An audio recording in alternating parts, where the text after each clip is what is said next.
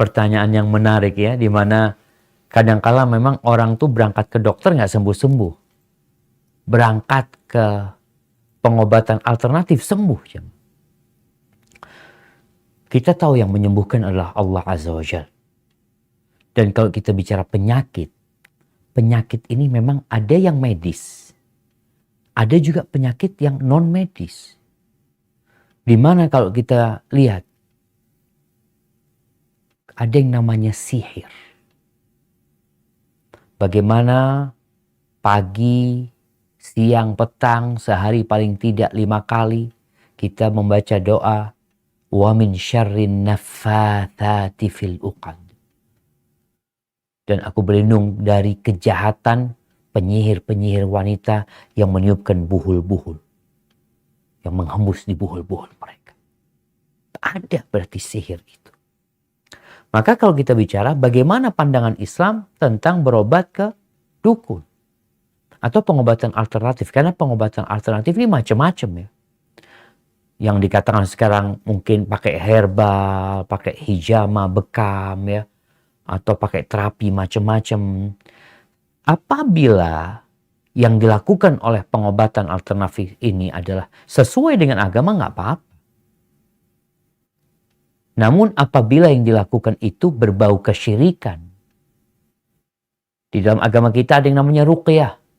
Membaca ruqyah syariah. Tafadhal. Tapi kalau yang dilakukan adalah membaca mantra-mantra.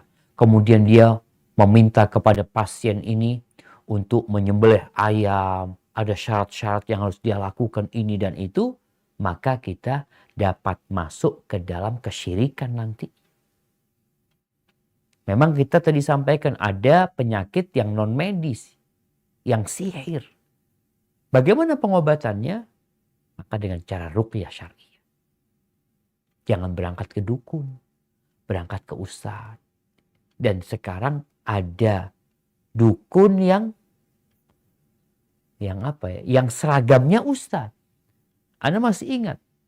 Dulu udah meninggal ya. Di dekat rumah Anda ada seorang yang banyak pasiennya. Namanya ustadz. Ditulis ustadz. Kita tanya sama anaknya, bapakmu sholat enggak? Enggak sholat bapaknya. Jumatan juga enggak. Tapi disebut ustadz. Ternyata dia dukun. Tapi kalau dia ngomong dukun, mungkin di bahasa Malaysia apa bomo ya. Iya, bomo. Orang nggak akan datang kepada dia. Karena banyak orang alhamdulillah berpendidikan sehingga dia takut ya. Dengan yang namanya kesyirikan, dia takut terjebak dalam sana. Mungkin seperti itu. Jadi kalau berangkat benar-benar ke dukun dan pengobatannya tidak sesuai dengan syariat, maka kita telah melakukan tindakan yang terlarang dalam agama kita. Tapi kalau kita berangkat ke pengobatan alternatif yang memang diperbolehkan dalam agama, ruqyah syariah, ada mungkin hijama, ada herbal, yang pakai madu, yang pakai ini, itu, pakai jamu. Tadi kan disebutkan nggak ada sijil, nggak ada izin sebenarnya mereka. Memang sebenarnya kayaknya belum ada mengeluarkan izin untuk ruqyah di Indonesia juga kayaknya masih belum ada. Tapi yang jelas apabila cara pengobatannya tidak bertentangan dengan syariat, boleh-boleh aja. Hadza wallahu a'lam bishawab.